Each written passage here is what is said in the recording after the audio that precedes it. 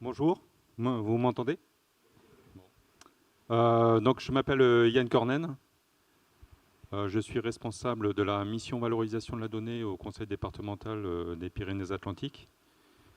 Et c'est une mission qui existe depuis fin 2017, début 2018, hein, qui a été construite après et suite à la réorganisation du département. C'est une équipe qui est composée de 6 personnes, dont moi, et qui a pour vocation effectivement à aider les différentes directions du département à valoriser ses propres données. Nous, on va mettre en place un système d'information décisionnelle et aider également à protéger les données à caractère personnel, hein, qui est un sujet d'actualité. Donc, on va parler d'open data. Alors, en 10 minutes, ça va être un peu compliqué. On va faire qu'effleurer le sujet. Et je vais essayer de vous donner quelques clés, même si je suis un peu limité par rapport au mode de communication. Je sais qu'on est dans l'innovation territoriale, mais je vais me permettre de suggérer aux organisateurs ici présents, puisqu'on porte, si un jour il y a un autre séminaire qui porte sur l'innovation territoriale, de songer à innover sur le mode de communication. Puisque le portail Open Data, hein, comme on dit portail, ça s'utilise sur Internet.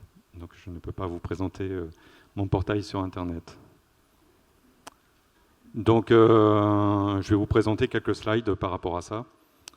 Donc l'open data est un mouvement de fond qui est né dans les années, il y a à peu près une quinzaine d'années aux États-Unis. La France a pris le chemin de l'ouverture des données à partir de 2010. Donc il y a des précurseurs, hein, comme les grandes villes de Rennes, Paris ou Bordeaux, des départements comme la Loire-Atlantique ou la Gironde, et bien évidemment celle qui aussi est assez d'actualité et qui est assez, qui est porteuse dans ce domaine-là, c'est la région PACA.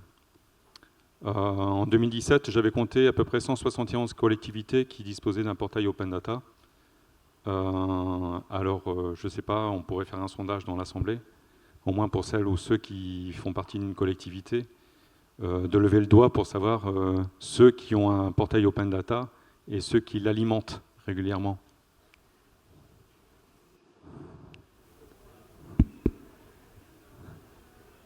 Qui l'alimentent, hein. C'est pas tout d'avoir un portail Open Data. Hein. Ceux qui l'ont, il y a deux questions là, ceux qui l'ont et ceux qui l'alimentent. Je crois que les deux questions sont assez différentes. Ouais, elles sont importantes aussi. Parce qu'effectivement, il y a un choix réglementaire, hein, il y a une obligation de pouvoir mettre les données publiques sur un portail, on va en reparler, mais il faut effectivement pouvoir les alimenter. Donc l'État s'est saisi également de la question, hein, tout en effectivement en mettant en ligne les données essentielles à partir de 1997, en créant en 2011 la mission Etalab, qui est chargée de piloter le portail des données ouvertes via le portail datagouv.fr. Et en fait, derrière, la mission s'est amplifiée dans la mesure où il y a eu une nomination en 2014 d'un administrateur général de données. Donc globalement, les enjeux, on les retrouve toujours, c'est à peu près toujours les mêmes. Hein. Et j'ai trouvé une citation d'Axel Lemaire, hein, qui est notre ex-secrétaire d'État au numérique, qui reprend un petit peu tous les enjeux de notre département, à savoir effectivement organiser au mieux les services publics, faire preuve de transparence au niveau démocratique, pouvoir mettre en place et disposer de la donnée pour le citoyen, offrir des développements aux différentes PME, enrichir, je dirais, les journalistes, les universitaires, les chercheurs en différents matériaux pour leurs articles, leurs recherches ou leurs séminaires. Donc voilà un petit peu, je dirais, globalement un peu les enjeux qui existent. Donc pour commencer, l'ouverture des données publiques, c'est rendre des données numériques accessibles et utilisables par tous. Je dirais, la notion d'accessibilité, de publication ou de gratuité n'est pas un choix, c'est une obligation réglementaire.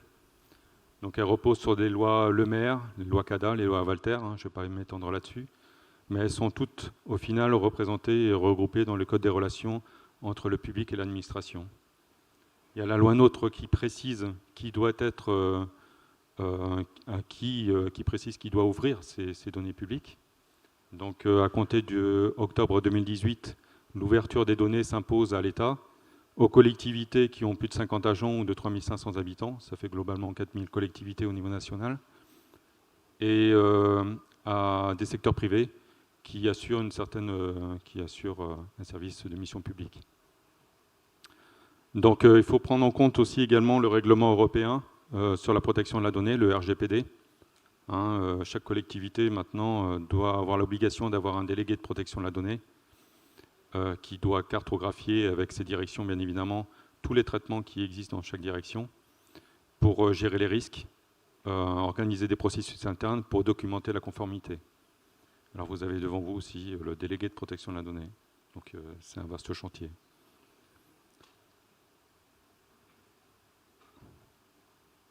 Un peu de vocabulaire.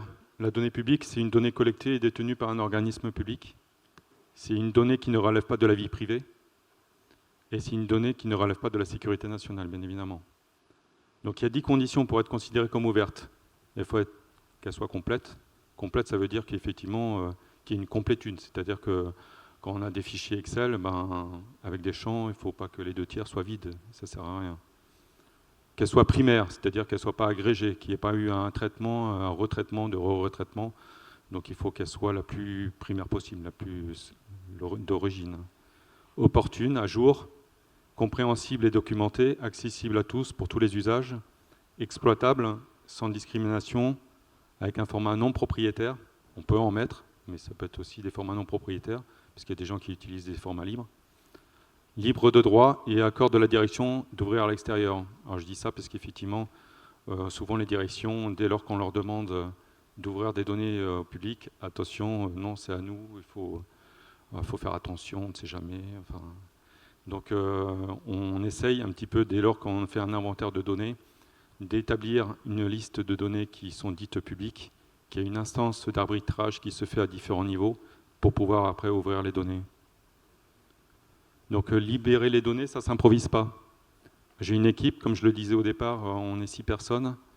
J'ai une personne qui est dédiée uniquement à l'open data. J'ai une autre personne qui s'occupe de l'administration des données. Et actuellement, on est en train d'acquérir un outil de catalogage de données au sein même de la direction, qui est capable de sonder, scanner, crawler, peu importe le mot, mais qui va aller capter automatiquement tous les champs de toutes les applications, qui nous fait une préqualification. Et en plus, comme on a des thésaurus qui nous permet de conceptualiser ces champs-là, on peut les associer notamment aux thésaurus du RGPD, par exemple, pour voir la volumétrie des données nominatives qui sont critiques, par exemple. Et j'ai 3 techniciens qui sont amenés à travailler sur la production de données géographiques, puisqu'on est un peu issus tous de la géomatique, donc de tout ce qui est production de systèmes d'information géographique.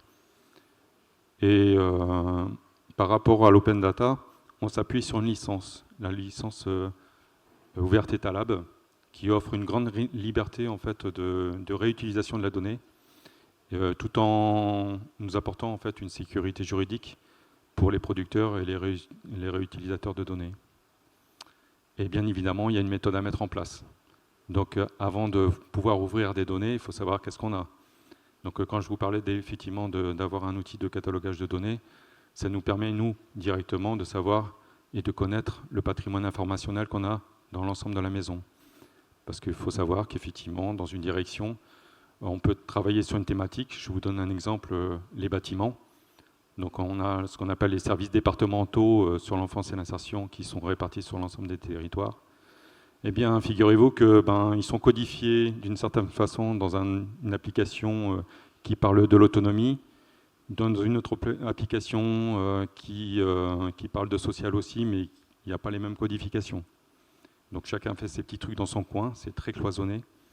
Donc c'est un peu compliqué pour travailler. Donc le fait déjà de faire un inventaire complet de ce qui existe et de voir ce qui est redondant d'une direction à une autre permettra peut-être un jour d'optimiser tout ça.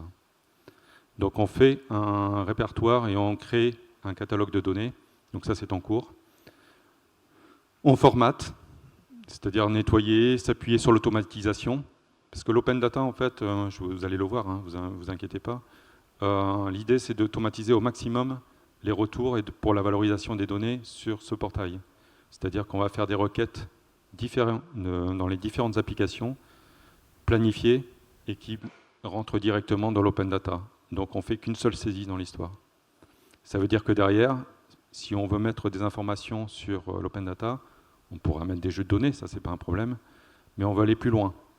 On veut aussi effectivement porter à connaissance au grand public, mais ce que je vous disais tout à l'heure, puisque c'était un peu le titre, c'est de pouvoir utiliser cette open data aussi en interne, et de l'utiliser comme un outil d'aide à la décision, et pour améliorer la qualité de la donnée, et pour décloisonner un peu les silos qui existent.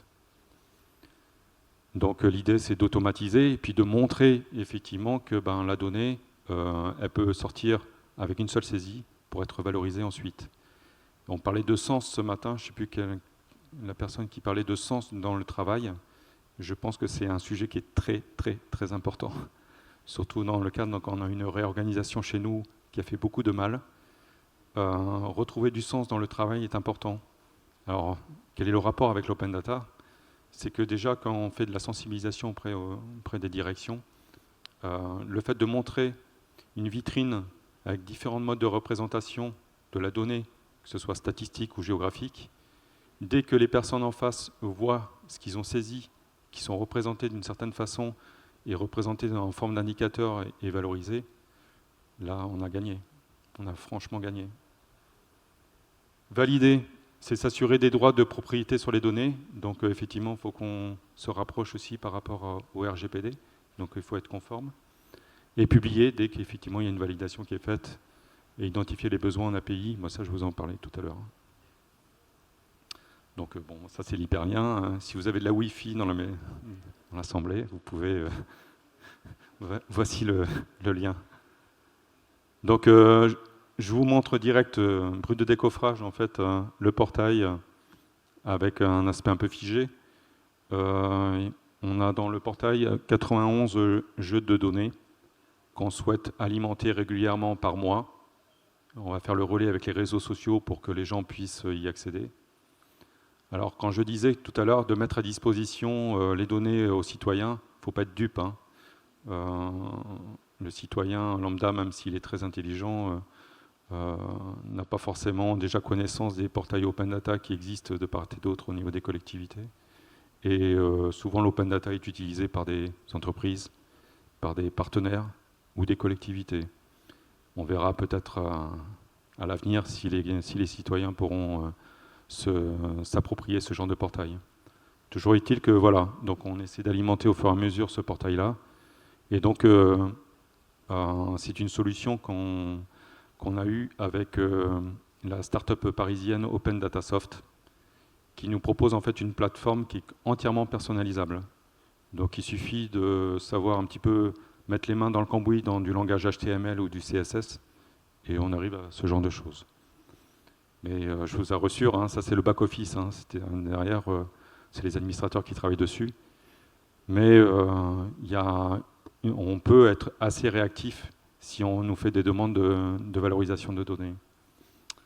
Donc en fait, il y a 3 usages complémentaires qui se construisent autour de cette plateforme. Vous pouvez explorer, donc utiliser une simple recherche par mots-clés, tout simplement. Donc vous avez la liste des jeux de données qui existent, donc ça fait déjà office de catalogue. Et ensuite, vous avez la possibilité en fait de pouvoir voir, si vous avez envie de savoir l'accident corporel de la circulation dans les Pyrénées-Atlantiques, de connaître la liste au niveau tableur Excel, une carte des analyses et un export possible, puisque vous pouvez exporter avec les outils que vous souhaitez utiliser. Donc à partir de là, en fait, on peut rentrer dans le détail. Donc là, j'ai fait un filtre sur le budget. Alors il y a différents budgets. Les budgets anciens sont en format PDF, donc ça c'est quelque chose de figé, donc c'est pas très open data. Donc on essaye de rendre ça un peu plus dynamique. Et comme je vous le disais tout à l'heure, il faut essayer de rendre ça un peu automatique. Donc on utilise des applications métiers comme Astre, pour ceux ou celles qui connaissent, qui permettent en fait de suivre un petit peu les finances, et les subventions qui sont gérées au sein même du département. Et en fonction des indicateurs qu'on a envie de suivre, de rapatrier une requête automatique dans le site FTP de l'Open Data et de pouvoir valoriser les données. Donc on est en train de travailler là sur un baromètre départemental. On commence par le budget puisque c'est quelque chose qui est important et qui permet en fait d'associer les montants avec tout ce qui est politique, mission, action et enveloppe. Donc pour nos décideurs, c'est quelque chose de très important. Et en plus, c'est réactif puisque dès lors qu'il y a des saisies qui se font sur Astre, en temps réel, pratiquement, vous avez les éléments qui sont à jour. Donc là, on a fait un filtre sur le budget.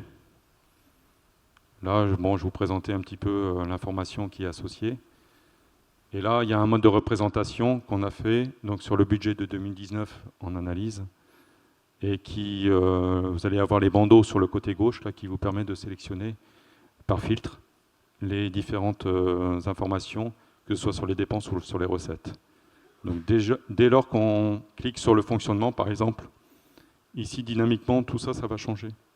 Toutes ces informations sont dynamiques. Donc tout ça, c'est recalculé tous les 5 minutes. Là, j'ai fait un lien sur l'aménagement, déplacement, bâtiments et départementaux. Les montants correspondent par rapport à ce qui est saisi dans Astre. Là, je descends sur le déplacement et infrastructure durable. Là encore, on descend sur le budget par action. Et après, on descend sur l'enveloppe. Donc tout ça pour dire en fait que l'Open Data a plusieurs vocations. Il a une vocation effectivement à pouvoir représenter de la donnée brute de décoffrage, mais aller beaucoup plus loin que ça. Donc il y a une vision effectivement externe, grand public. Là, on va essayer effectivement de pouvoir quand même rendre les choses propres pour que les gens puissent les utiliser. Mais reste persuadé qu'en interne, on va avoir un outil qui va être super performant et qui va être utilisé pour plusieurs raisons. Pour nos décideurs, puisque ça peut être un outil d'aide à la décision. Et en plus, on est réactif, puisqu'on s'appuie directement sur les applications métiers et les requêtes sont automatisées automatiquement. Et on va descendre en granulométrie assez fine. Donc il y aura l'aspect macro pour nos décideurs, jusqu'aux services qui pourront aussi avoir à disposition cet outil. Donc ça veut dire que derrière, quand je parlais de sens de travail, c'est dès lors que quelqu'un qui va saisir de la donnée, il pourra même la voir lui-même sur le portail. Parce que chacun d'entre vous peut utiliser ce portail-là, parce que je vous parlais d'explorer, mais vous pouvez créer vous-même, tous. Vous allez sur le portail, vous créez vos propres cartes, vos propres graphes, avec vos propres données. Donc c'est très très avantageux. Et donc après, on peut faire l'exploration, la création et la réutilisation. Alors là, on pourra rentrer plus dans l'innovation. C'est-à-dire que derrière, là, on fait appel plus à des développeurs, puisqu'on a la possibilité de proposer ce qu'on appelle des API. Donc ça s'adresse aux développeurs pour concevoir des applications web. Donc je ne sais pas si vous avez entendu de temps en temps sur des collectivités qui se lancent dans ce qu'on appelle des hackathons, qui permet effectivement de s'appuyer sur des données publiques pour lancer des applications qui répondront aux services pour le citoyen général. Donc sur des thématiques. Je sais que l'IAE de Pau-Bayonne va lancer à l'automne un hackathon.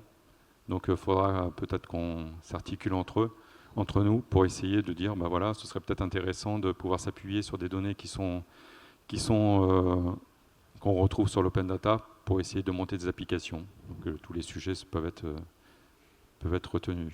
Voilà. Donc, je vous remercie pour votre attention. Merci, merci Monsieur Cornel.